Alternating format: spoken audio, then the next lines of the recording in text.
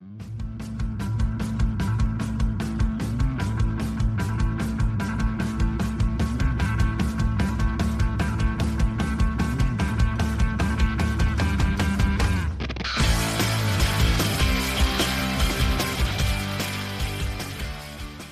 to another episode, and my guest today is Neale Smiles, a former gunner now working in the defence industry. Neale often posts his thoughts on military matters on LinkedIn and was a guest on Pod 51 where we discussed guns, rockets and training for war. And by guns, I mean 105mm and above, because anything else is just small fry. So if you're interested in all things artillery, it's worth a listen.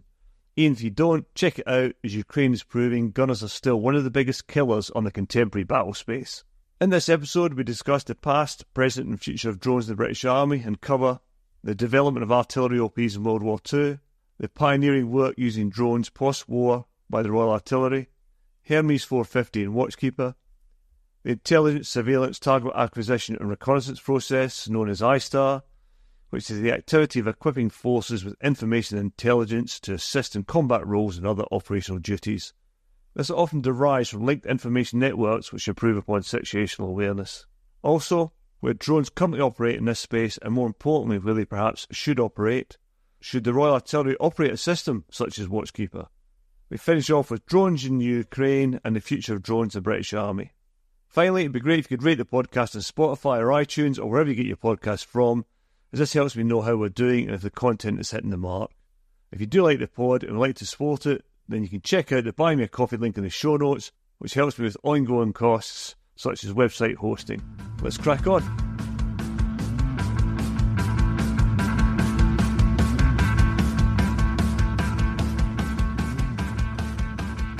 So today we're going to be talking about unmanned aircraft systems and Royal Artillery, UAS, RPAS. I will probably use the term drone quite a bit, which used to be frowned upon, but it's pretty much the generic catch-all these days. And the reason I asked you back on this podcast is it's come about by a Twitter, or X as it's known now, post that stated, "If you stick up a Watchkeeper, then I'll fight you. The work it did in Afghan and Iraq over a decade ago was totally mediocre. Since then, it's been a black hole for cash." So, where to start with that comment? Well, first of all, Watchkeeper never flew in Iraq and only flew a few hundred hours in Afghanistan. However, H450, which looks similar, flew around 96,000 hours in Afghanistan and Iraq. Granted, it has been a black hole for cash, Watchkeeper. Amongst the uninformed and derogatory comments that replied was this one: "It is and was an abomination of a programme, and exactly why the gunners shouldn't be given UAVs. Target acquisition is an intelligence requirement and not an independent activity." That's the end of that quote. So there are a few arguments as to why the gunners possibly shouldn't be given UAVs, but this is pretty weak. Watchkeeper is a procurement issue in the main. A bit like Ajax, so does that mean cavalry units shouldn't be given recce vehicles? Also, target acquisition is not an independent activity, but part of the intelligence, surveillance, target acquisition and reconnaissance requirement, which, funnily enough, has an I in it that stands for intelligence. Then, of course, there's a difference between the collect function of ISTAR and how that is processed. Anything you want to add to that introduction, Neale? I think you make a fair summary, and you could go a bit further. The I and S in ISTAR ultimately result in the TA, and you'd hope in a military context that the acquired target is then thumped. You don't observe something for the sake of it. Maybe this is the Afghan effect that we're seeing, where the war has skewed the view of prosecuting a war. Of course, the poor old R is left behind in this example, but before the function was known as ISTAR, and I am going back a few years here, it was referred to as RISTA. RISTA is more in keeping, I think, with the modern or the contemporary deep recce strike concept. Your R plus your I plus your S equals your target acquisition. So maybe RISTA is overdue a return. And let's not forget the subset, STA, which is all about finding enemy offensive support systems and killing them. I'm going to start with a bit of an apology as well. To me, the drones, when I was a young lad, we had the drone troop. So if it's drones, UAS, UAVs, RPAS, and now uncrewed air systems, to me it's all the same thing. So drones is probably the term I'll use quite a lot as well. And if I flick between them, it's just convenience. And as a missile versus rocket nerd, I know that that'll rile some people, but I can only apologise. To return to the reply you refer to, it's not a secret that the holy grail of target acquisition is reducing the sensor-to-shooter link to the absolute minimum of delay. This is actual gunner business, articulated in the aim of fire discipline. Additionally, battle damage assessment, or BDA as it's known, should also be immediate, otherwise re-attacking becomes overly complicated. What you don't need to be doing is reaching back somewhere else for an over-analysed decision. I accept UAVs and drones have utility in all sorts of roles and places, but there absolutely are reasons why the gunners should control the means to see the target before they fire on it. Otherwise, why else have OPs? In fact, this is exactly why gunners have UAVs. Gunnery observation has got nuances that still require specialist skills. There's this continuous thread of Royal Artillery observation from the air within the target acquisition system, all the way from World War I to the modern day.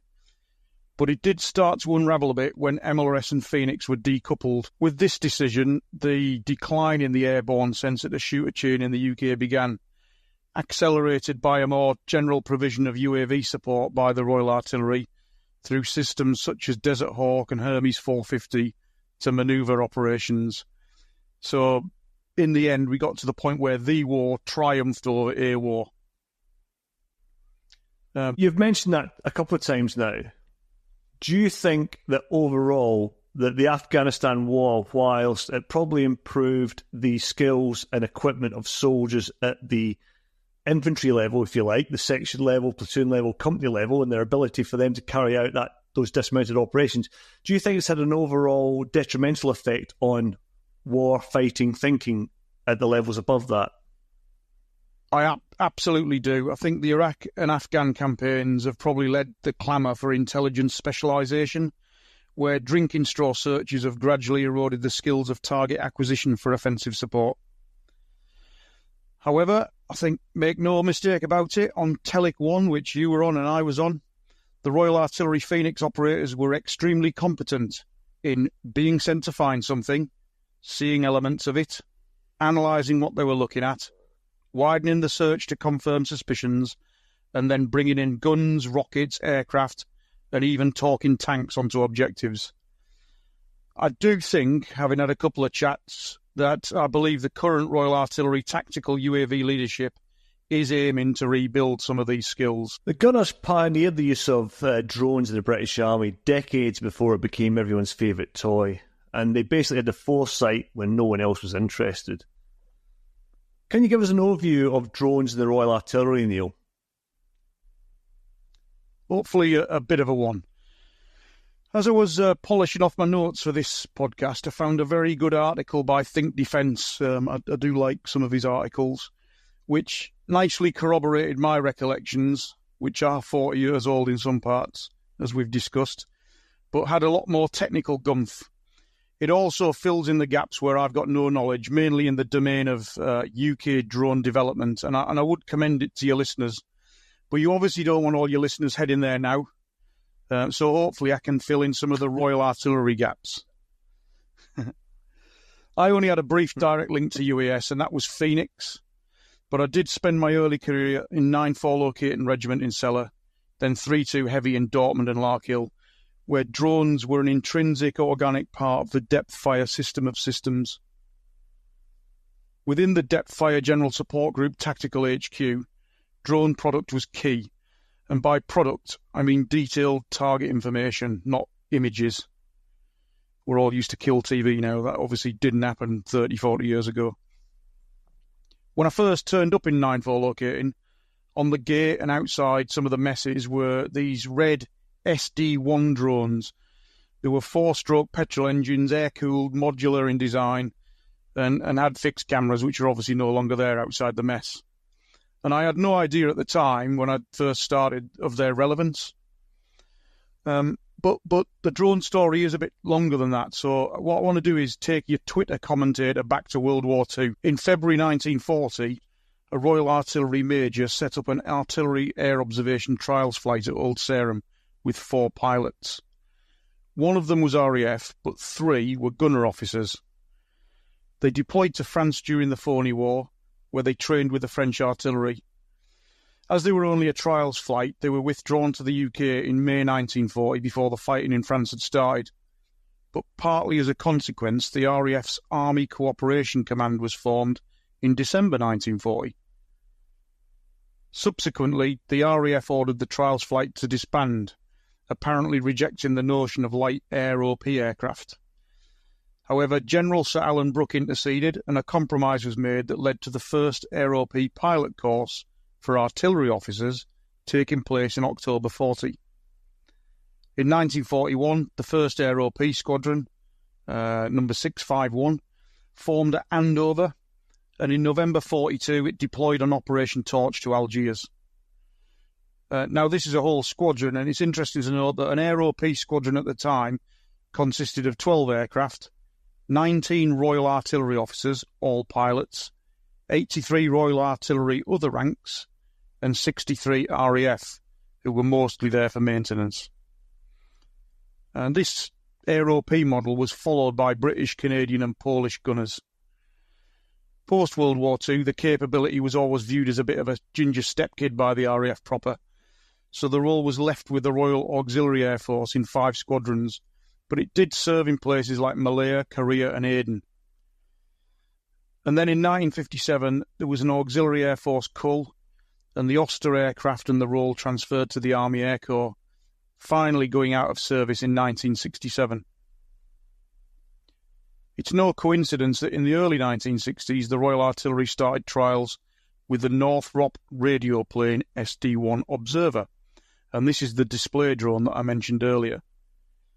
This was a US modification of a target drone, and I think that there is still one in Bournemouth Aviation Museum if there's any geeks out there. These appeared on the plane, proving the concept with longer-range artillery systems that were coming online. I've got no real knowledge of how it was employed, but I do know a little about the successor that was used extensively, which was the Canadair ANUSD 501, also known as MIDG. And MIDG stood for Military Intelligence and Data Gathering Equipment. Now, it might have had the all-encompassing intelligence acronym, but it was tasked through the Divisional Artillery Intelligence Officer, or DIO.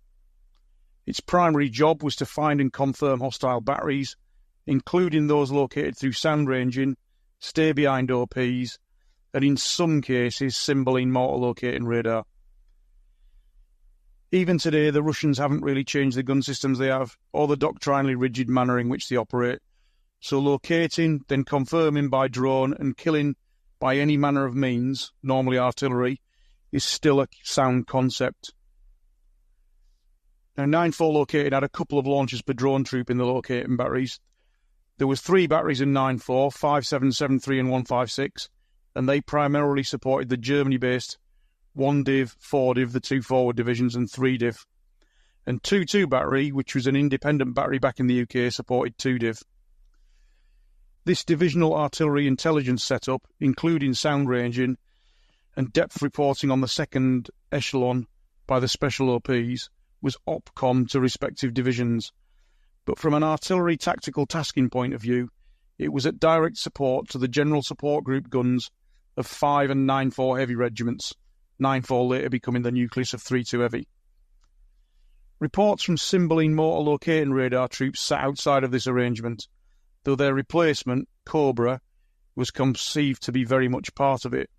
And we also had in 9-4 locating sound ranging, which gave you active location of gun batteries. What it did mean from a depth fire point of view was that the collect, confirm, kill, confirm chain was all very much a gunner sport. MIDG was a powerful tool. It was in service with 5 nations. It did have to be pre-programmed, but its route and tasks were intelligence-driven, not just point and hope. It also meant that it was impervious to EW. It worked by day and night. There were 3 sensor options, if I recall, which involved flare dispensers, at night obviously, though it did have to be recovered and wet film was processed in the field. There was a small intelligence corps detachment for secondary analysis, though this reduced to a single senior NCO when it was replaced by Phoenix, and the image analyst was a gunner by establishment. It was used extensively on Op Granby, particularly in preparation for the raids. This is Midge, not Phoenix. But I also recall a series of missions were flown to provide the Egyptian division with a photographic map laid out in a marquee of everything they were going to attack. Now, the Egyptians didn't have much in the way of ISTAR, and the presentation of it was very well done in the best traditions of British Army bullshit, and I suppose this was a little nod to ISR as opposed to TA. And Phoenix eventually arrived, ish, in 1994. This 2-year gap was damaging to soldiers' careers because they had nothing to do for 2 years, but it also put dronery on the back foot conceptually.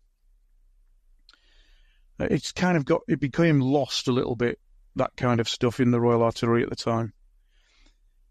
But the drone itself, if you've seen the early pictures with a humpback recovery system compared to later systems without, you can see that even when it was coming into service, there were fundamental design changes being made.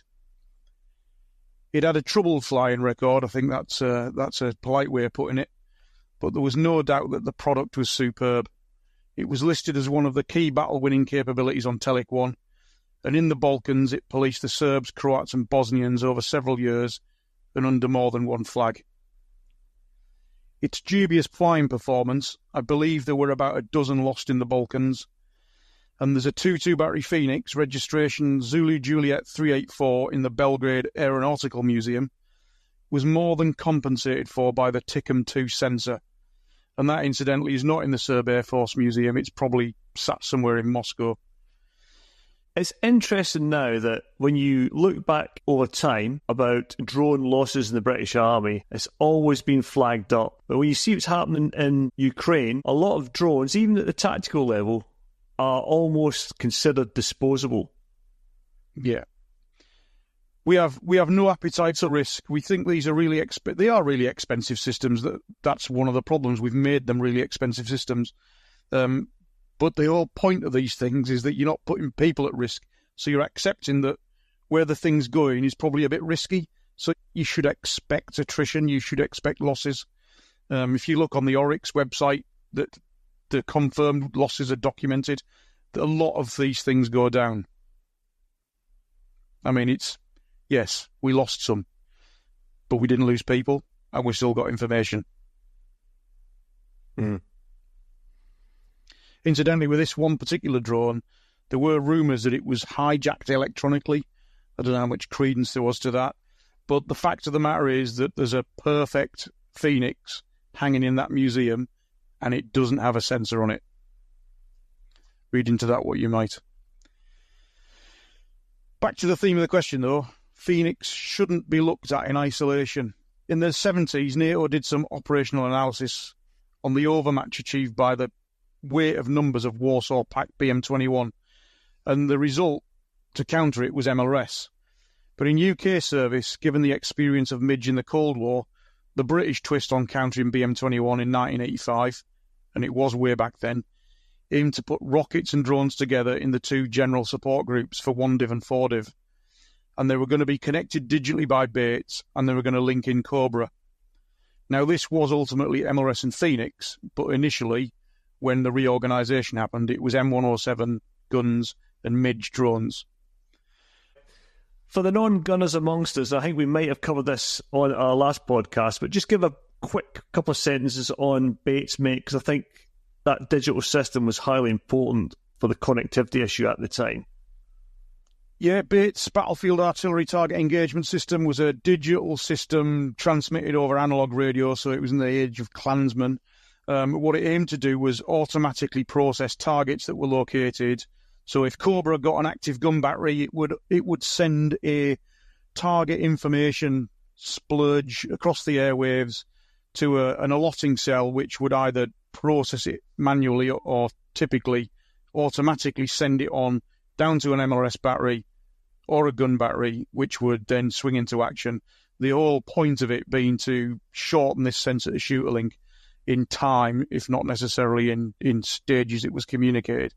It was It wasn't a bad system. The guns didn't like it. It was complicated for a gun regiment, but from an MRS point of view, and Cobra, which never really got to do it, they were gleaming. Your kit picked something up. You didn't have to do anything except say, yes, that's good, send it on.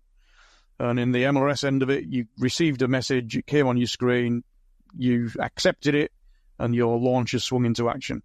And it's something that they talk about a lot, digital fires, but they don't have a platform currently that can manage it. So even way back then, the concept and actually the execution of that concept was not bad. As I said, this system was ultimately MRS and Phoenix, but initially it was M107 guns and Midge drones. Typically, the Cold War had ended by the time the 1985 vision of integrated find and strike depth fire units was realised. The UK ended up with 2 such units with MRS and Phoenix, 3.9 in the north and 3.2 in the south of England. And once Phoenix had entered service properly, though, the 2 Phoenix batteries, one from 3.9, one from 3.2, almost immediately got onto the 6 months on, 6 months off rotation in the Balkans. And it is true, as we mentioned earlier, artillery skills atrophied and the system became a ceasefire policing capability, monitoring and searching for arms caches, monitoring refugees, ceasefire violations, and so forth. The transition back to warfighting began around 2000. In that year, there was a huge multinational exercise called Bright Star, which was held in Egypt. Phoenix deployed with MRS, though it was difficult flying with a paranoid Egyptian overseer on each mission of our spy plane. They were obviously really worried that it might see things that they didn't want us to see, and so there were observers placed in the ground control stations. As the Balkans quietened from a British deployment perspective, the UAV game started to change. The legend that is Brigadier Nick Fitzgerald was made BC of 2.2 battery, and shortly after I, much to my initial disappointment, was made his BSM. Wasn't disappointed with serving with him. I'd obviously had my eyes on other things, and 2.2 battery, why am I going to them? I'm far too good for that. But yes, I went there anyway. At the macro level, where you would expect the BC to operate, Nick had really done his homework. He got us onto the Wessex Warrior TES-X. Now, he didn't exactly get us on TES-X, because we weren't on TES-X, because we were div troops, and why would we be on a TES-X? But he sort of turned his gaze, and for those who know him, his moustache, on someone as he did.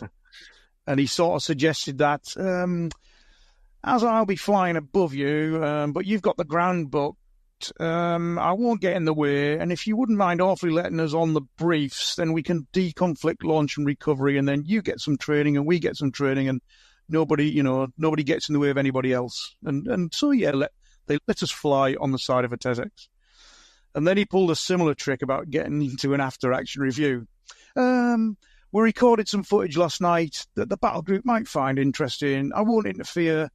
If you just give me 5 minutes at the end, old chap, if you don't mind. But in the after-action review theatre in West Down Camp, there was a lot of backslapping going on about the crossing of the mighty River Avon had gone during the night. And then Nick stood at the front and pressed play on the Betamax video player. And it was transformational. Everything was visible. And I mean, everything.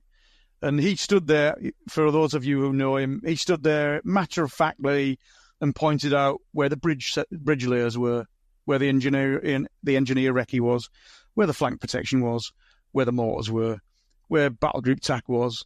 And they all sat there with their mouths open, staring at the entire battle group being looked at in the dark. And the dynamics of Phoenix training changed from that point forward. It led directly to more TES-X's and then a Phoenix deployment on Safe Syria 2 in Oman. Now, we were going to go anyway, but this just accelerated the tactical acceptance of what we were capable of. And the ground control station detachments got better and better at their art, but the launch and recovery and echelon learnt to become battlefield players, which they never had before. They got good at this stuff. And it had its issues. I mean, we've mentioned crashing before.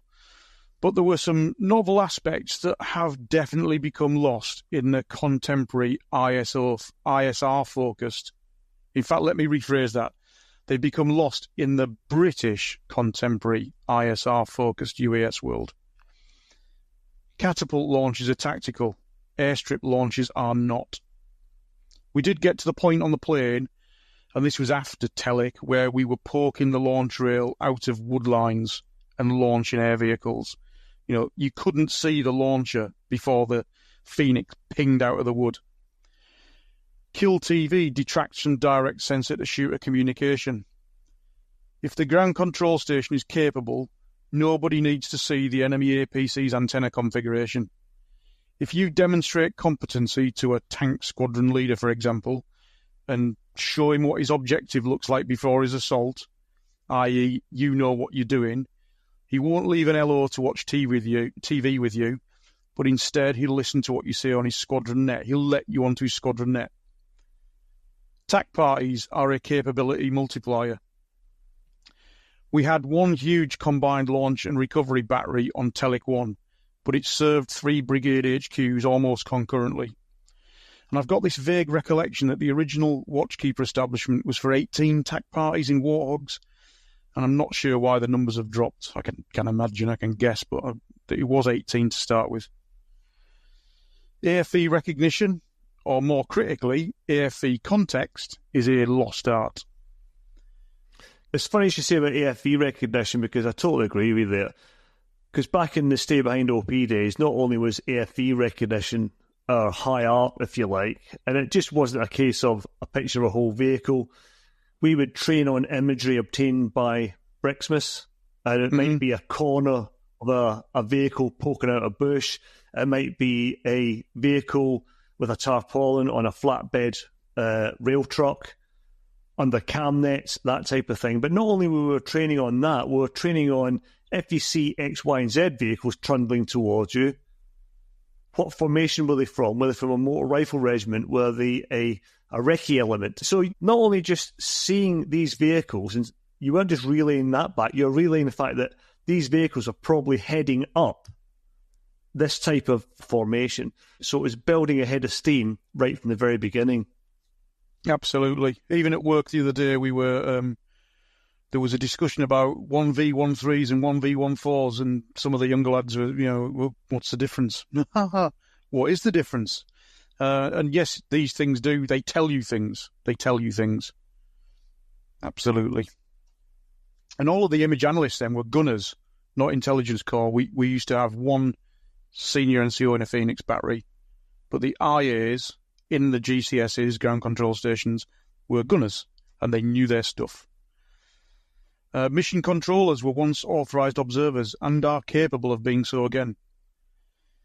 If the UAV ground control station is on your attack guidance matrix, you should be able to trust it and let it kill things by speaking directly to artillery command posts. It is possible to re-roll people to fly UAS without years of RAF-style pilot training. So this is one of the points that people pick you up on, that gunners aren't clever enough to operate this equipment. And it really is the likes of Watchkeeper should be an Air Corps or RAF activity. Now, whether or not those organisations want it, do you think some of that criticism is justified or into organisational backstabbing? What's your take on it? A bit of both. I mean, I've seen it in a couple of ways. I've seen the transition from M107s to MLRS, where a gun number one was just given a launcher and absolutely creamed in because he was used to following a battery guide, and now all of a sudden he had to navigate what was effectively a battery command post with its own rockets on board. But then I've seen the MLRS to Phoenix transition, when 3-9 Regiment adopted 3-5 battery from 2-2 Regiment, and those poor devils went from Rapier FSB2 to MLRS, the old style, then to Exacta, then had to do their MLRS conversion for the guided launchers. The soldiers are quite adaptable, and obviously you have to look at the person. It's not just about you are a sergeant, you will do this. But we had people in an MLRS battery that were more than capable of moving straight into Phoenix once they were trained, and that it's just a platform that they're commanding. I'll cover this later, but this is not a Hercules. This is not a C-17. It's a ground control station for something that we should view as almost disposable if it comes to that. And if you command it properly and you understand what you're being told to do, and you can carry out that task, and you can then communicate information to somebody else that can use it, I don't see any problem with it at all, and I don't see why it has to be specialists. I'm sure it'll evolve in time as drones become ubiquitous at all kinds of levels. You know, you're going to get a private in the infantry using it. You're going to get a wing commander in the RAF using a different one. But horses for courses. These are UAVs. They're battlefield assets for a specific purpose, and I've got no problem with the right caliber of person doing the job.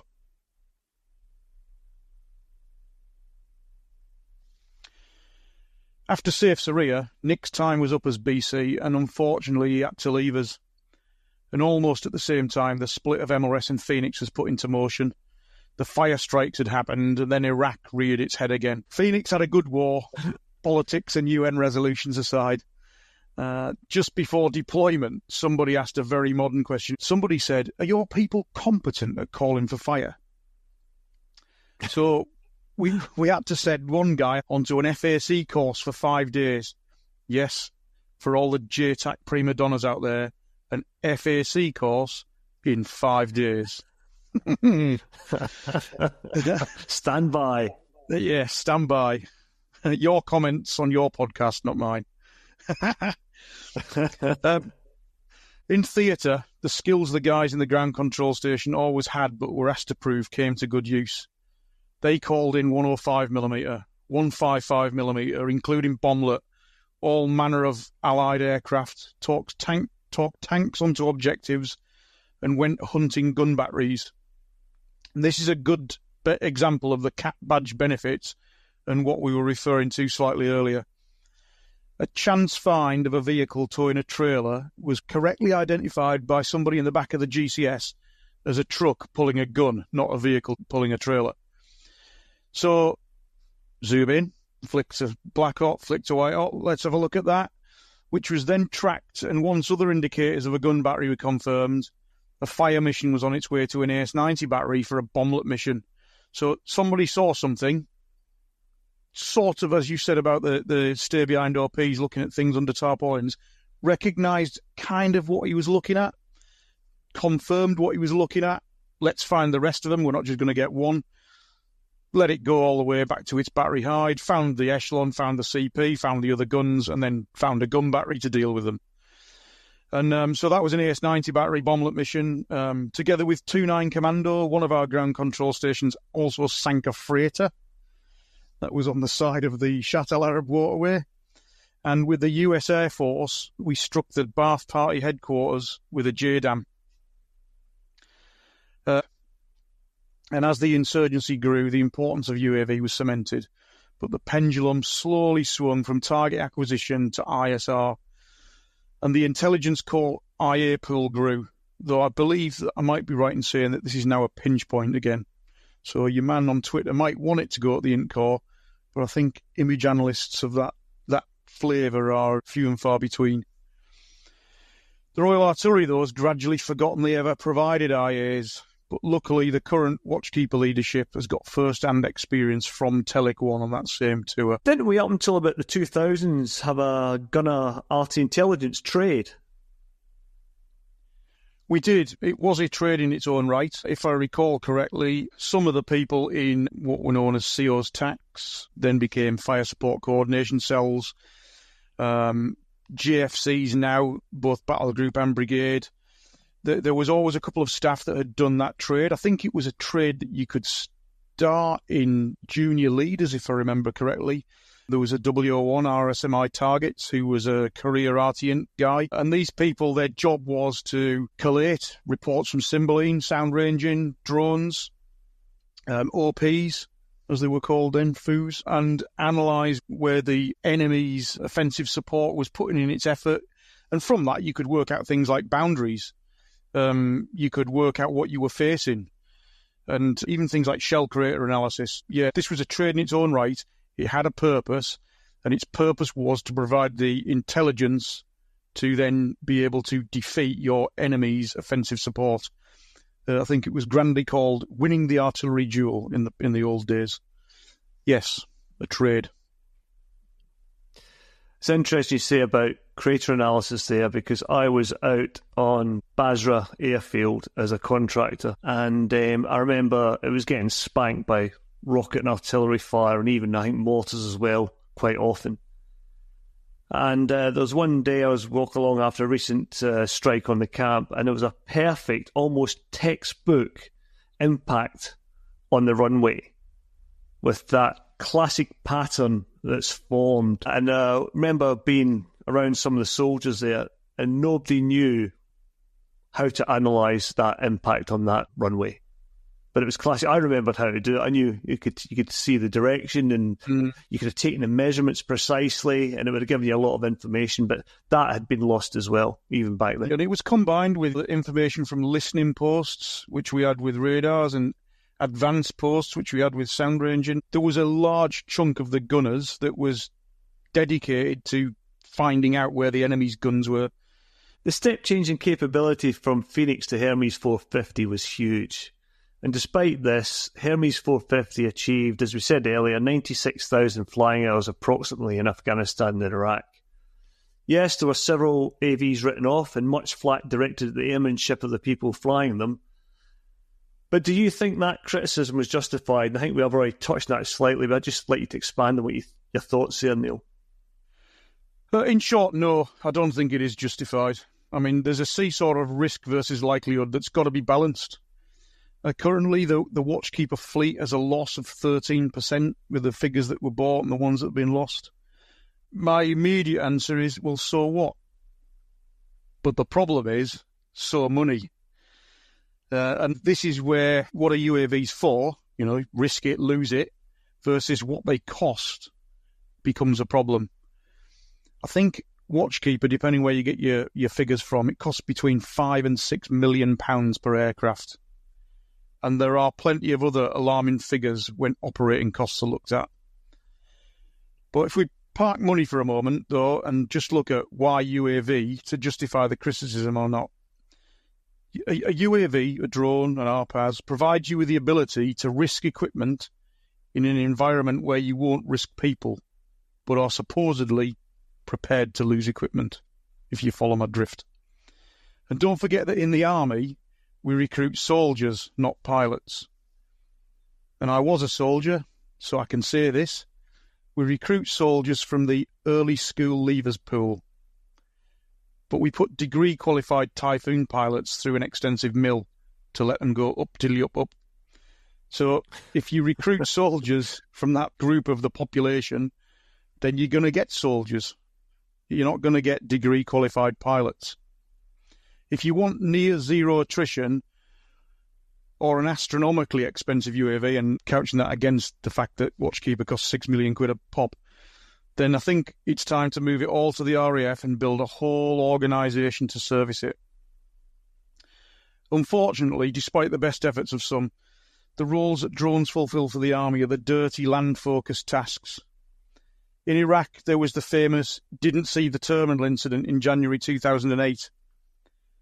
Was anybody killed?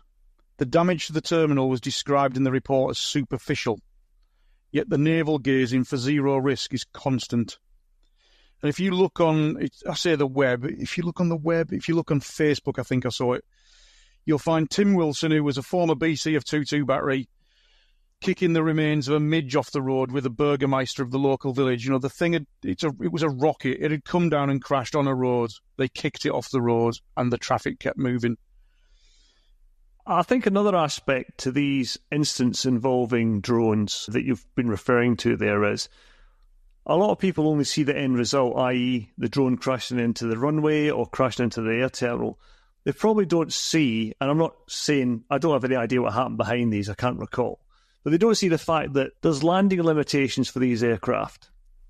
And that risk for reward that you're talking about, that aircraft, that drone, might well have been kept on target to observe something and missed the optimal landing window, and then maybe coming in low on fuel, the it might be clagged in, and that's the risk for the reward that you referred to earlier, isn't it? We'll keep it on target longer, observing, but the payoff is you're outside the optimal landing limits, and it might push the pilots at the time with the training that they've got. Absolutely.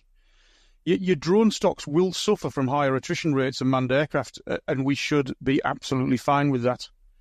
And in wartime, something that doesn't do evasive movements will get shot down, as Shahed and Bayraktar are finding out.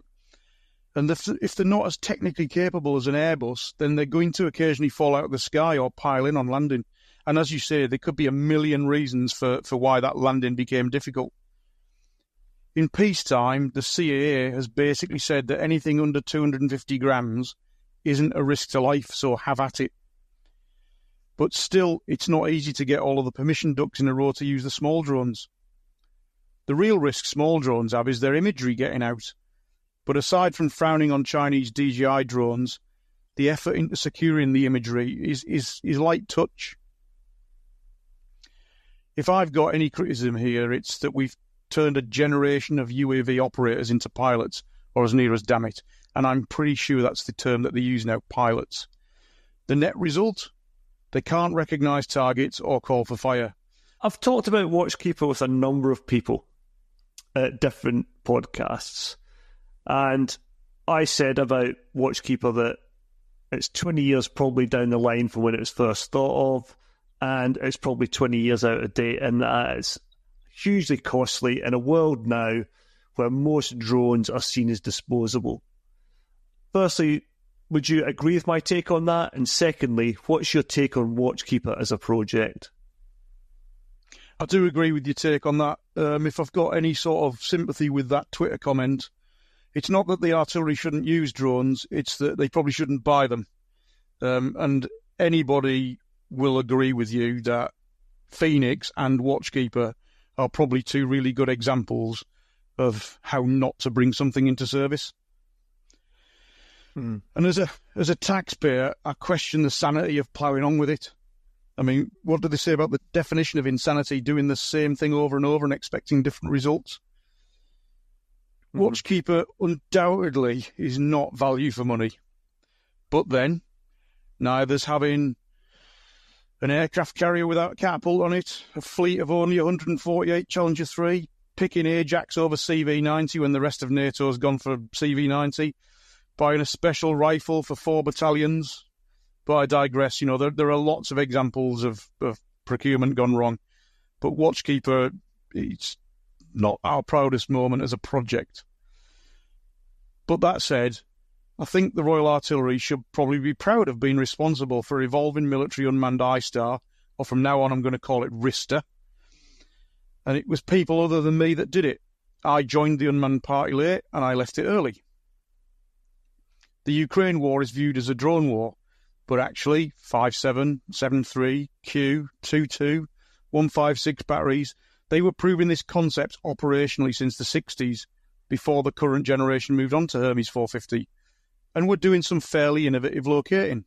They were good at what they did. Watchkeeper was the technological leap that was needed after Phoenix. It just hasn't been well handled. I mean, I'm not entirely sure why Watchkeeper is not Hermes 450. I mean, we know it's effectively the same aircraft with some mods. And you may recall that the original concept of the Watchkeeper program wasn't a Watchkeeper drone, it was 2 complementary UAVs. There was meant to be a tactical rotary wing and an operational fixed wing. But cost-cutting, even back at the start of this program, made it 1 aircraft. The real tactical aircraft was cut, so the operational UAV was rebadged. So we ended up, for all it's a tactical UAV in the eyes of the army, it was built as an operational UAV. I had Chris Lincoln-Jones on a podcast recently. We were talking about AI and targeting and its use on autonomous platforms. And Chris was saying to me something quite similar. He was saying that when he was involved in Watchkeeper quite early on, and he was saying what Watchkeeper should have had was a Watchkeeper with the ELOP payload, i.e. the camera, and the radar, And then that radar Watchkeeper should have deployed 2 cheaper H-450 UAVs on task, if you like. So that very expensive aircraft would be kept safer, and it would deploy the 2 cheaper systems more forward. So that was an argument he was progressing at one point. Yeah, I mean, it was a program for a family of UAVs. And I suppose when you conceive these things originally, there are good Venn diagram. Bits overlap, but large bits don't. And in the end, we got rid of the tactical thing, the thing you can launch from close to the front that you don't need an airfield for. That was got rid of. And the operational one became the tactical UAV. And Watchkeeper and Hermes have got different price tags as well. We'll get onto that in a bit. But, £5 to £6 million, depending on what exchange rate is used, versus £2 million. So there's quite a lot of difference for something that's very similar. The SAR payload, of which I'm fairly sure we only got about 7 or 8, and have lost some, cost more than the aircraft. Unfortunately, an airstrip makes it about as far from tactically employable as you can get. And I think it needs quite a long airstrip as well. I was talking to Ben, who you know well, and he was saying that one of the options on the plane that was discounted was because they would have to have extended the runway, and this was a grass strip, so it's not a good idea having a tactical aircraft with a runway. It makes it as much as a target itself as an asset. I mean, you just got to destroy the runway, crater the runway, and your UAVs are useless. We also forget who built this aircraft and how and why they fight like they do. We don't fight like that. You just got to look at the news. We do different things. The Twitter warrior should also remember that despite him planting the Intelligence Corps flag on Watchkeeper, that nobody in the army or the bulk of the Royal Artillery really gave a monkeys about drones. And this is despite the British experience, which I've laid out so eloquently up to now. Hermes 450 in 2008 in Georgia. So 7 claimed to be shot down, 3 confirmed shot down. All and being used in Ukraine in 2014. Turkish drones in 2020 by Azerbaijan against Armenia, but also by the Turks in Syria. An airfield requirement's a major flaw that should have been analysed before procurement. If you cannot use it easily in home skies, why did we even entertain it? And I know discussions go on around Keevil, but that kind of misses the point. Using an airstrip is not tactical. And I don't see experimentation using roads like Harriers used to going on. So we're in the it needs an airstrip place. And then you've got the qualifying pilots thing. This has led the system all around the world at great taxpayers' expense. Aberporth, Ascension, Akrotiri, Boscombe Down, Afghanistan, Boscombe Down again, with quite a lot of infrastructure put in. Fort Bliss in Texas. The Israelis built this thing. They built it in Israel. They test fly it in Israel. We have based it in Britain and can't fly it where we want to train. and hybridising Hermes 450 into Watchkeeper has undoubtedly been extortionate, but the price tag means losing one is absolutely not allowed. Hermes 450, 2 million quid. Watchkeeper, 5 million quid. Does that mean we paid £3 million for the modifications? The SAR payload, 7 million quid. So the price of 54 Watchkeepers is about, and this is only on purchase, £319 million. For that price, we could have bought 159 Hermes 450 plus some spares. You wouldn't care if we've lost 7 when there's 159 to start with. It's a bit different when we only start with 54. Yeah, you look again, Neil, the Hermes 450 program was basically a contracted off-the-shelf power by the hour, if you like, per flying hour. Mm-hmm. I know it was a UOR for a specific region, but again, rather than pile all this money into a technology that could be outdated in a number of years, is leasing with contractors' support still a model that you could employ? Absolutely. In fact, I think you'll find that Border Force or the government did exactly that for the dinghies in the Channel operation. Hiring Hermes was a great success, I think. And if it could have seamlessly transitioned into a more robust, squaddy-proof system, then that's probably the route that should have been taken. I can't for the life of me. Somebody will tell us. There'll be some comment, I'm sure. Somebody might take me aside at a show, which they can do. But 2 million to 5 million, one flew, one doesn't fly that often. It's crazy. Hermes 450's biggest drawback initially was the fact that it required a contractor, external pilots to take off and land it, and the Army guys would fly it on the mission. I mean, but later on that was ameliorated a little bit by the automatic takeoff and landing system. But you're right, I do think that contractor model was generally quite successful. I would say that because I was involved in it. You're driving your Porsche as a result, yeah. I wish, mate. For all that money, though, they get lost. Is the cost justified? It's a vicious circle. And remember, attrition, these things are built because you expect attrition. One look at Ukraine, attrition happens. If they were going into a peer war where we didn't have air supremacy or air superiority, how long would they last, you reckon? Well, I don't know. I mean, you can look at the performance of some Russian air defence as not being particularly good. But on the other hand, remember the Bayraktar UAV right at the very start of the Ukraine war, or second go-round?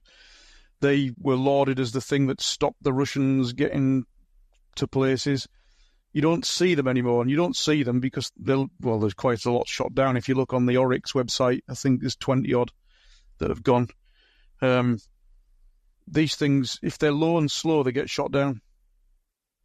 That's never mind them crashing on landing. The Army losing a UAV shouldn't be a major headline in the Telegraph or the Times or on Sky News, but it frequently gets a press kicking. And if something is in the press, it's normally the result of an agenda, something like this. But it could be as simple as poor value for taxpayers' money, which I think is where we get to.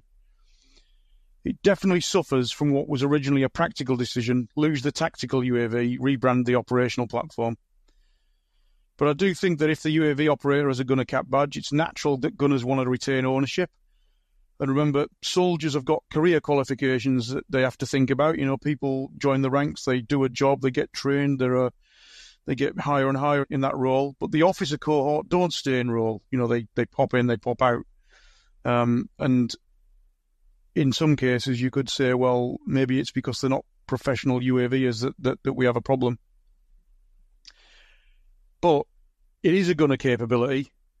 And if it is, the mission controller and the image analyst, and I say both of those people with obviously a Phoenix slant on it, but I know that there is a mission controller and I know that there is an image analyst now with Watchkeeper.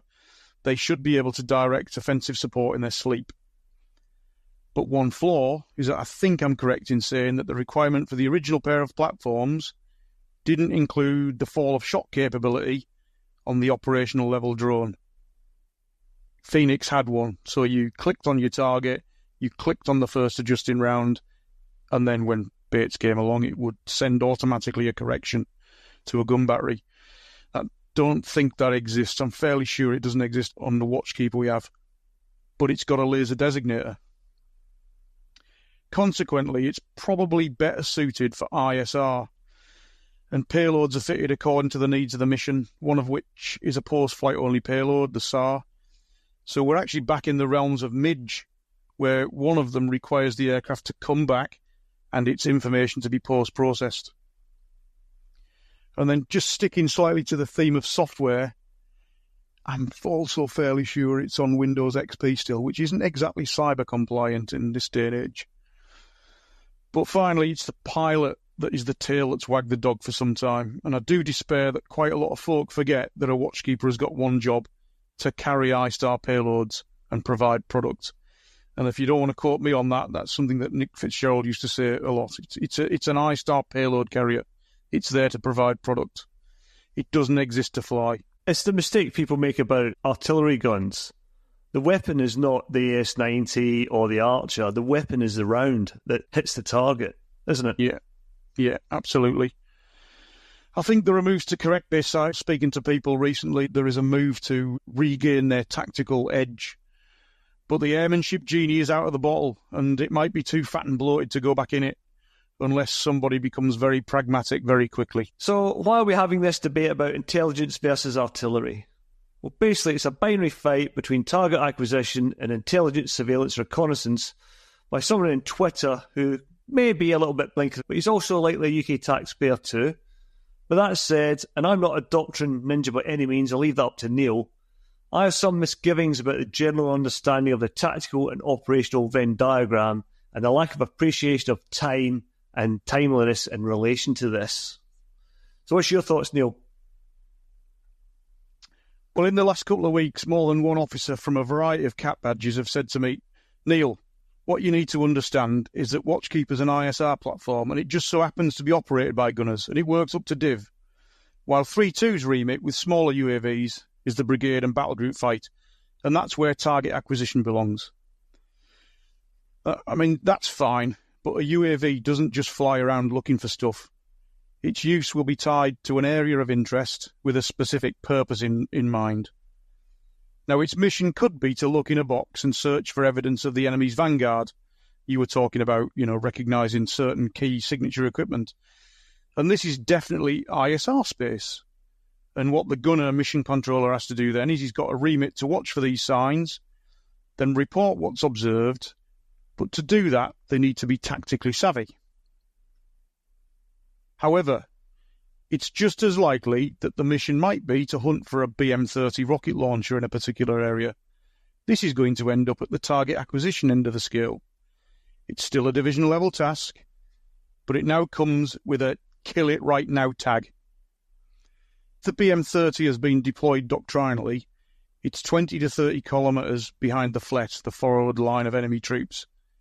It's not alone, and it's probably protected by something like Pantsir or Tunguska air defence systems. And incidentally, before the Ukraine war, the Russian army had an organic UAV battery with its BM-30 battalions. This is the same pairing we recognised with Phoenix, but sacrificed on the altar of cost. But it tells you that this is a high-value target that the division will be concerned about. So now, in this case, if it's found, maybe in a hide or on a firing point or reloading, it's going to require an instantaneous prosecution and probably battle damage assessment, and then perhaps a re-attack, all before the Watchkeeper is shot out of the sky. In just about every conceivable BM-30 scenario, the Watchkeeper mission controller must be an authorised observer, perhaps even a JTAC in modern parlance, not an FAC, and an allocation should be in place. And this is not just 3-2 regiment business with their smaller UAVs. Got a question for you, mate. So for people that might not be aware, and you've alluded to this already, with a UAV, you don't just stick it up in the air and hope for the best. Back in my day, we carried out something called Intelligence Preparation of the Battle Space, IPB. And to boil that down very, very simply, out of that IPB, you'd end up with NAIs and TAIs, named areas of interest and target areas of interest. And that is where you then deploy your surveillance assets. I take it that, it might be called different things now, but I take it that process is still in place. Yeah, it still happens. This is when you've got scarce resources, you have to look at what your enemy is capable of doing and where he intends doing it, and then you've got to, I'm not going to say second guess, you've got to analyse everything and then decide, okay, this area is worth watching to confirm something is going to happen, and this area is worth watching for me to strike something in. And of course, you don't just fire shells into an area hoping you might get something. You would do it on the cue of a system, a surveillance system, and Watchkeeper is one of these systems. It's not just an ISR asset. If it's 50, 60 Ks behind enemy lines and it finds something that's right up at the top of your high payoff target list, then it's going to be the asset that calls in a strike, and that could be guns, rockets, aircraft, attack helicopters. It still happens. should a tactical UAV such as Watchkeeper still sit under the control of the Royal Artillery? A tactical UAV, I think, yes. The Watchkeeper platform, not so sure. The intelligence core community will naturally think they have a justifiable claim, but Ukraine shows that armour, and by armour I mean main battle tanks and cavalry, recce, engineers, logisticians, and others, they'll all have a claim to UAVs. And if it did become an intelligence platform, who would operate it? After all, as I alluded to, the Royal Artillery Officer Cohort are not professionalised UAVers. Neither are the Intelligence Corps. Now, as of the middle of this month, 47 Regiment and Watchkeeper has been resubordinated to the Joint Aviation Command, which is effectively an Army Air Corps formation. And they already have the Army Air Corps Beret, so maybe we are close to the Army Air Corps running the combat support UAV fleet. Now, Paddy Power might have odds for rebrand or rebadge, but it can't be denied that both Phoenix and Watchkeeper have been poorly run from a project point of view. So, to the Twitter point again, evidence suggests gunners shouldn't procure these systems, even if they're best suited to operate them. As for tactical UAVs, no end of commercial and military off-the-shelf tactical systems exist, and these could be sat in Royal Artillery units as small troops, much like Cymbeline or Javelin used to be. I know as well that the Royal Artillery has recently had a rebrand and spent a bit more taxpayers' money to come up with a slogan, Find and Strike. It's their new hashtag, which I mentioned ironically was what we ended up with at the end of the Cold War, but was conceived for the 1985 reorganisation, so nearly 40 years ago. The gunners have this remit to find and strike, but this isn't going to be a sport for fire support teams or FOOs, forward observation officers, for much longer. Observation of non-line-of-sight artillery began before World War I, with a battery commander climbing the Limbers trail pole like a ladder to view targets through his binos 6,000 yards away. But increasingly now, the artillery observer is looking over the metaphorical hill with a drone. Where we are? Well, currently, Watchkeeper is an artillery asset, whether you like it or not. I think right now it should probably remain so to recover the skill set, because I think being able to call for fire is a fundamental part of what a gunner observation device does. And then they should then spread the gospel of contemporary offensive support across the recce and observer community. Recce as well. So not just the Intelligence Corps, the recce. Remember RISTA. If you remember one thing from this, remember RISTA.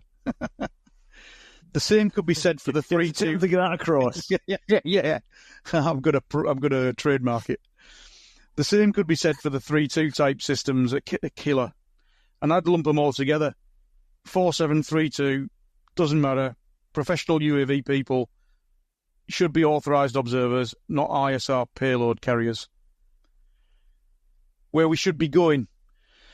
Well, I think the tactical UAV regiment systems need a UAV that can fly and communicate for the full range of our MLRS weapons.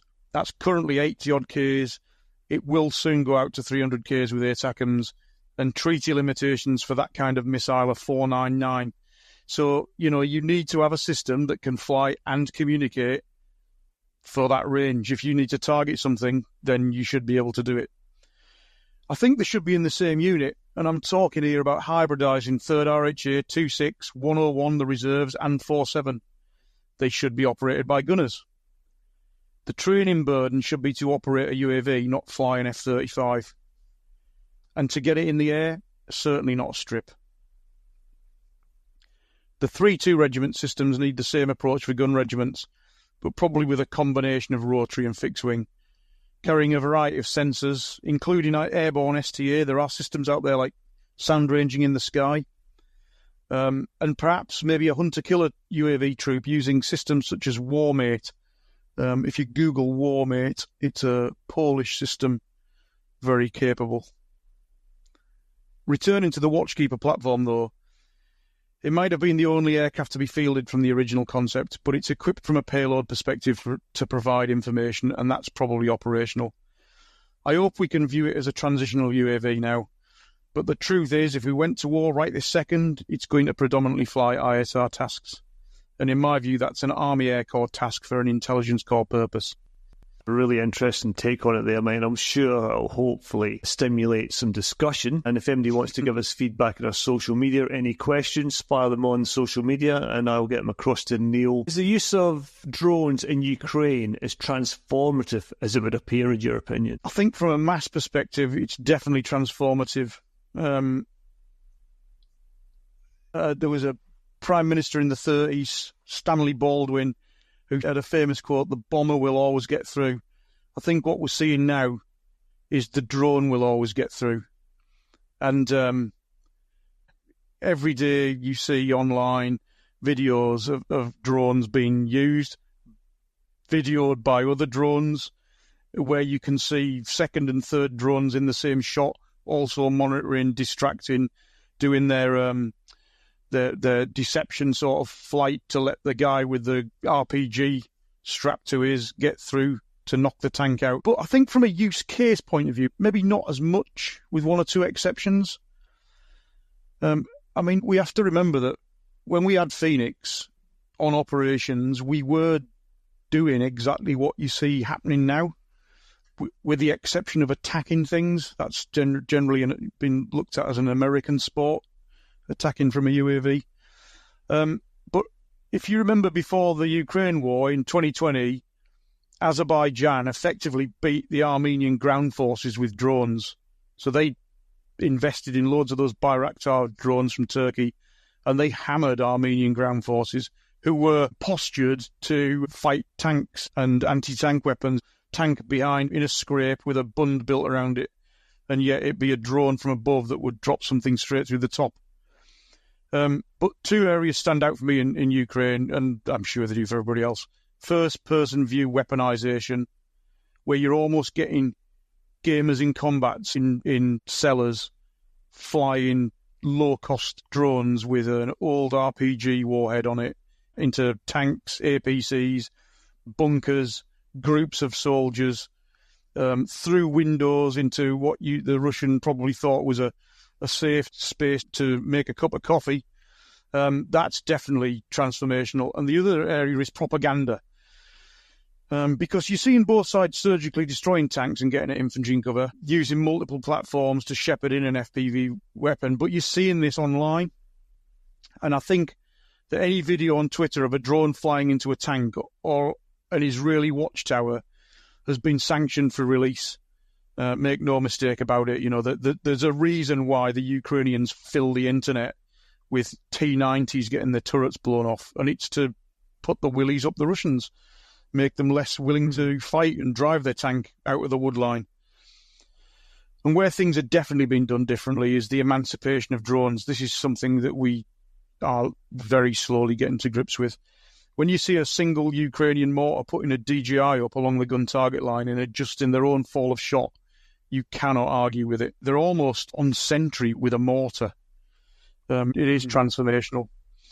And I've said on the previous podcast that small drones, 250 grams, in my opinion, should be controlled by NCON, not reams of airmanship regulations, because they are being used everywhere, but they're a double-edged sword when they're turned on and guided. I read a very interesting article recently that quoted the Ukrainian commander of ground forces, Lieutenant General Pavliuk, who said, "Medium and short-range strike drones now kill more soldiers on both sides than any other weapon." And the gist of the article meant that he was also talking about bullets. People are going for a couple of guys with a drone. And this isn't in the current lexicon of the British Army. It's not in our training. It's not in the way we've handed these things out. I'm sure that there are, what's the Switchblade, things like that we've taken that on board because it's an American-produced system. But I don't see us strapping anti-tank rounds to DJIs and firing them at things. But the US war in Ukraine, it's not just transformative, it's evolving. I mean, I've mentioned it already. Where is Bayraktar? Mm-hmm. You bring up a couple of interesting points. One I'd like to pick up on is mass and cost. Now, you mentioned Switchblade there, and I don't know the cost of a single Switchblade, but it's thousands of dollars. whereas a little mini drone carrying a modified RPG round is costing a couple of $1,000. So not only are we getting into the use of these things on the battle space, we're not looking at where are all the microchips going to come from? Are we going to build them our own? 3D printing, all that type of thing. We're not thinking about the logistics and the production behind it all as well. I think that's another huge issue. Absolutely. The cost thing's interesting. I remember the first sort of ones we saw with the Ukrainians being really innovative were drones dropping things. So they obviously wanted the drone back. And the chances of it being brought down by an anti-drone system were lower. And they were using RPG-2 warheads. I mean, these are ancient, but they obviously found them in a crate somewhere in a storeroom. And they were printing fins so that they could drop them. So instead of firing them out of a recoilless barrel, they were dropping an RPG-2, so a very small old warhead, but with fins on it so it drops properly through the top of very thin armour on the top of an AFV, and getting the drone back. But these seem to have almost disappeared now. And now they've got to the point where they're strapping the RPG-7 warhead on the bottom of the drone, and I saw a great video the other day where you saw the attack drone come in and it sort of circled the tank before he found his perfect shot of a T90 between turret and hull, and he just rammed it, and the turret blew straight off. Now, normally the things you see the video of them cooking off, and eventually the turret blows off. This bloke knew where to get it, how to get it, and he didn't want his drone back because next to him he probably has a pile of them. So that's evolution. And yes, we are not thinking along those lines. We're watching with our mouths open. I don't know, it might be happening, but I don't think it is. It's an evolution in technology, an evolution in production, but it's also an evolution in thought. And I think it's that last point there that the British would struggle with, because the Ukrainians are producing loads and loads of these drones in garages and little factories. They're crowdfunding them. And I think the British would just get wrapped up in flight safety, production standards, and all the other stuff. And they're just... Absolutely. Or am I being too cynical? No, I don't think you are. I mean, but you know, that's the thing. Different kind of country, different kinds of values, not actually engaged in warfare at the moment. But a slight aside, I did see almost a stand-up row between two SO1 level officers, one saying, I want to train people properly, I want to fly drones into armoured vehicles, and the other one saying, you can't do that, the risk is not acceptable. Yeah. But then again, we might have defensive measures on our tanks, which make... You've seen the Israeli ones have got the chain link hanging off the turrets, and to try and cover that slight weak spot where turret meets hull. Maybe the answer's not tanks. Don't use your tanks. If you don't have a target, you can't whack it. But yes, it's interesting. Chatting to somebody the other day there, and I said, when the machine gun appeared, things evolved. If people thought this would change everything all the time. Likewise, when the tank appeared, and I think we're probably, and I think you might have alluded to it slightly at the start of the podcast, I think drones are here, and they'll just make us fight war in a different way. And in 10 years' time, the use of this will just be standard. Mm-hmm. So how it's just transformational, is it? It's just transformative, I think, and in that it's another way we'll fight a war, but we'll find countermeasures and tactics and techniques and procedures in order to deal with them better in the long term. Yeah. So what direction should the British Army take then with drones, and what are the challenges? Well, first of all, they've got to recognise they've got a multitude of roles. I mean, it's not about Intelligence Corps versus Royal Artillery. Intelligence needs them, but so do a lot of others. And we should provide them. I suspect if an engineer wanted to recce a river crossing, he would have to bid for drone time currently, go up through the right chain of command to get 3-2 Regiment to fly over a river and give him 20 minutes of imagery before they went off on another task. But he should have his own. He should be able to get close to the river, pop his drone up, zip it down there, have a quick look, bring it back. And however many Watchkeeper we've got, there will be 1,000 reasons why people want something looking at before you even get into contact. So we need to provide them. So that's the first thing. And if we do that, we can't be spending £6 million a turn at them. The Army Air Corps is probably the right cap badge for governance, but right now and historically, the Royal Artillery has them. And the Royal Artillery needs to return to first principles because this is a capable thing that can do a job for the gunners when observation of targets is also transforming and evolving. But it's probably why 47 and 32 are off to the Joint Aviation Command. That's where it's going. It's obvious. But I understand that there are moves afoot in the Watchkeeper world to regain artillery tactical competency. And by that I mean people knowing what they're looking at and being able to call for effects. But I think that everybody can acknowledge that imagery used to control fall of shot can then also be used after the fact to be looked at for second and third order intelligence. I mentioned earlier that Watchkeeper should be viewed as a transitional UAV, and this view might not be popular. So I apologise to anybody it's about to offend, but I believe Watchkeeper has had and has missed its chance. Now, I'm not joining in the mob who just want to slag it off, read the papers for the figures, but if you use World War II and tanks as an analogy, we began it with tiny tanks armed with 2-pounder guns and machine guns, but ended with a Centurion being rushed to Germany for combat trials. So I think if you look at drones in Ukraine, we're probably in about 1943 right now.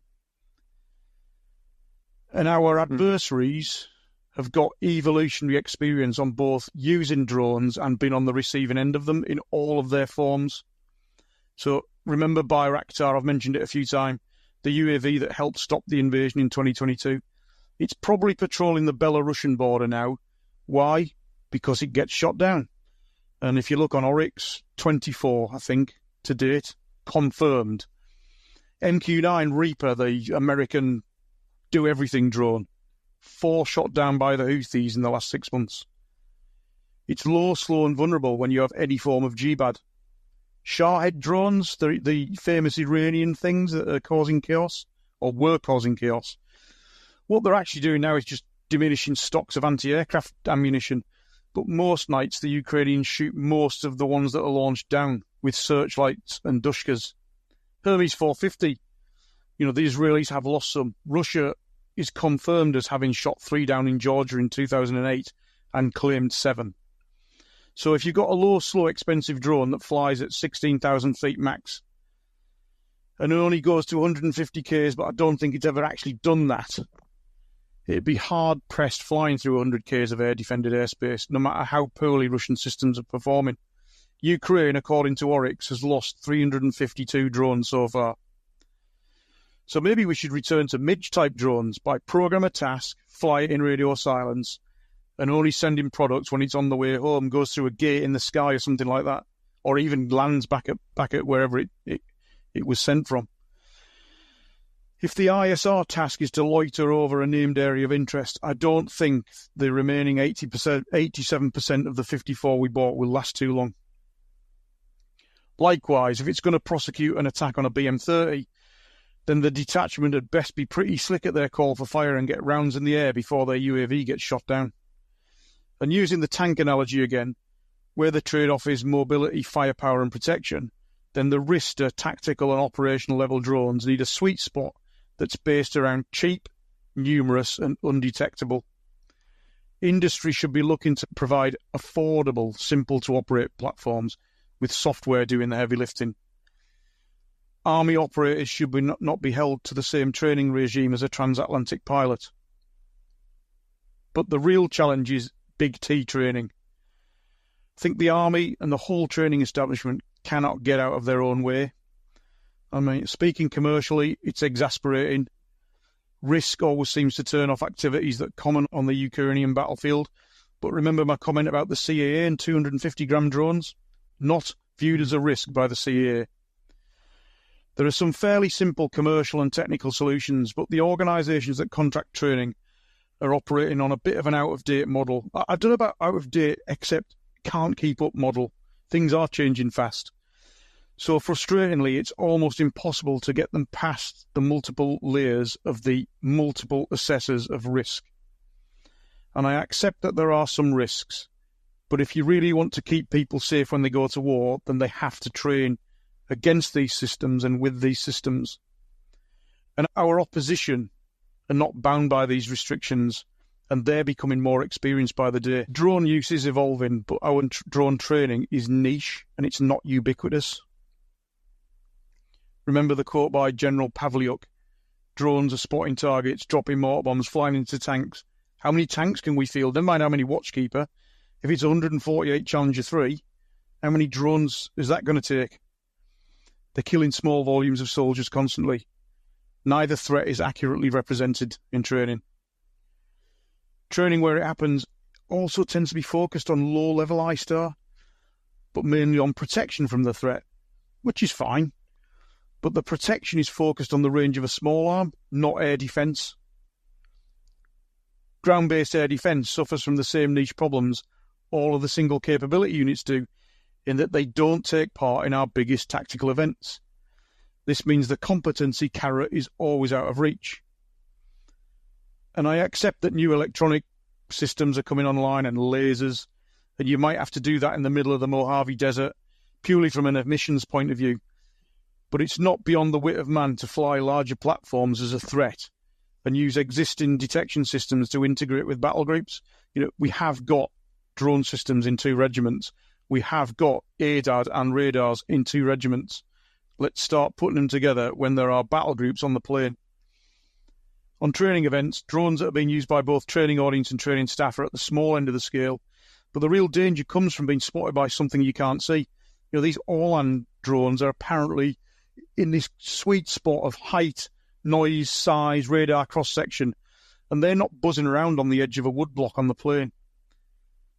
To be spotted, something has to do the spotting, and size does matter. The big drones don't often fly against our own air defenders.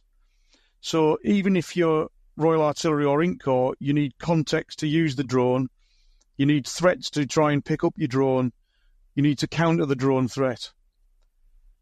And it's no secret that when it comes to Watchkeeper and other systems, the focus has been on technical flying and not tactical employment, though I am seeing moves in the right direction.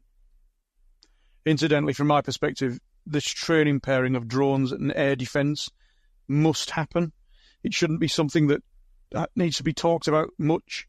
There might only be one SHORAD regiment. There might only be one tactical UAV regiment. It doesn't matter. These things have to train together. It could be on the plane, or it could be in Battus, which still exists, or it could be in a novel way with almost zero risk, but that requires vision, and I haven't managed to get it past DASA yet.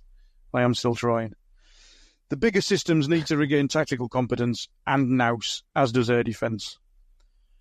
I think I'd also like to see a more innovative use of our allies for training. You know, we there are always talks about representing the enemy properly. Lots of the people in the east of NATO operate the same AFVs that the Russians do. You know, why do we not have a troop of Czech BMPs at Harman Lines in Warminster?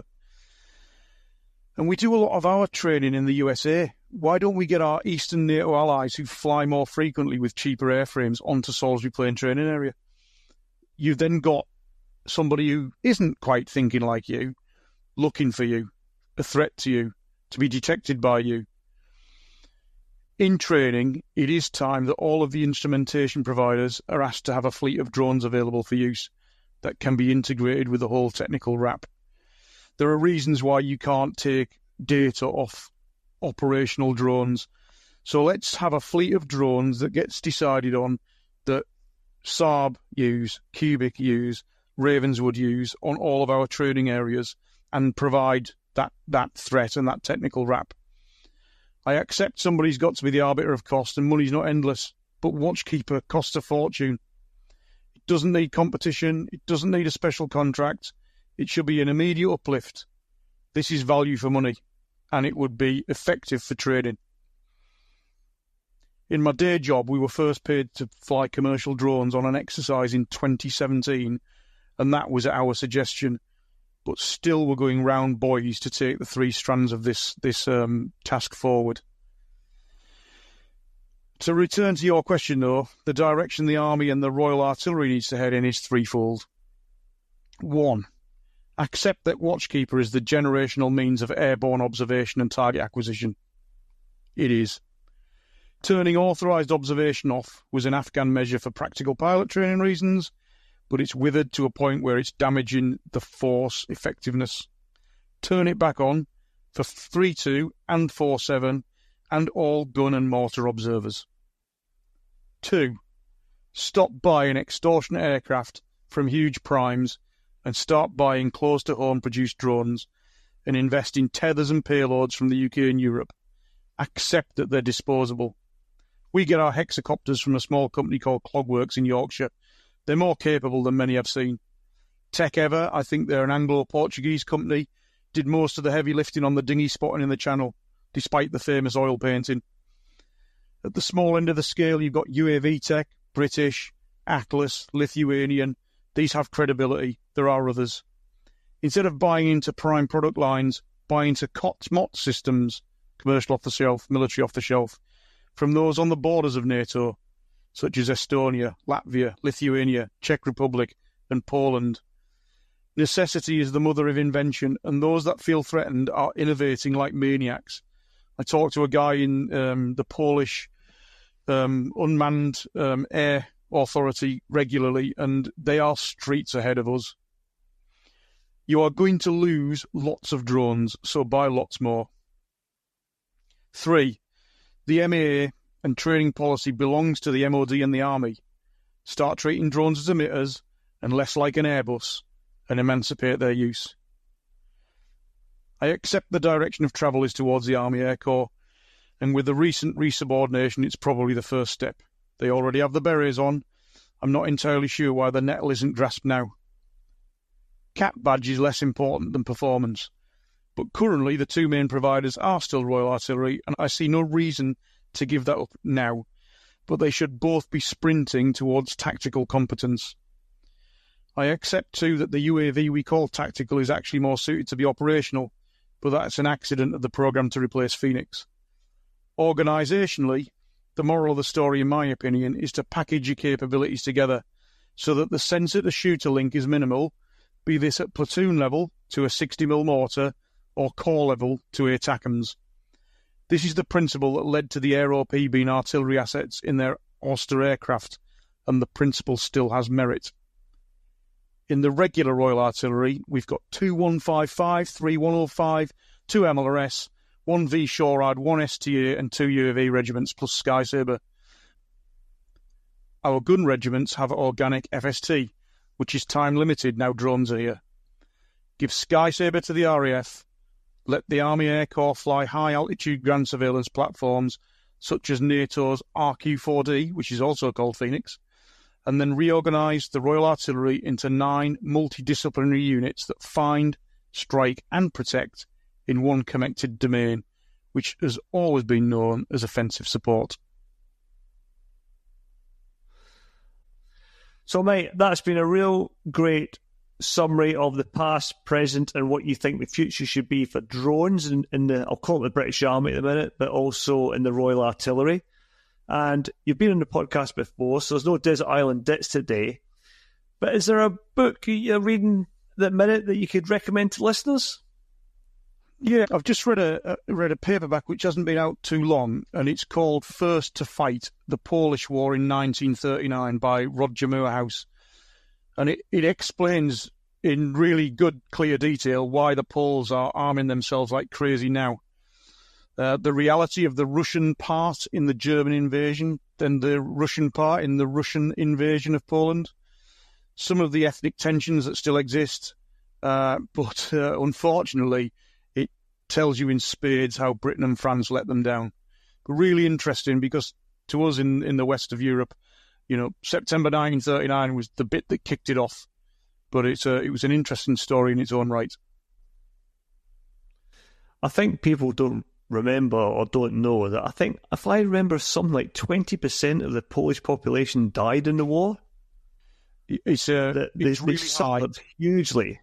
Yeah, it's horrifying, some of the figures involved with people killed. Thanks to Neale for coming to the podcast, and you, the listener, for your continued support and suggestions. Please keep them coming, and our email, social media links, along with Neale's contact details, will be at the bottom of the show notes. You can find us on all the usual suspects, including Instagram, Facebook, YouTube, and Twitter. And if you download us from iTunes, like the podcast, it'd be great if you leave us a review there or anywhere you get your podcast from. And we'll see you next time on The Unconventional Soldier.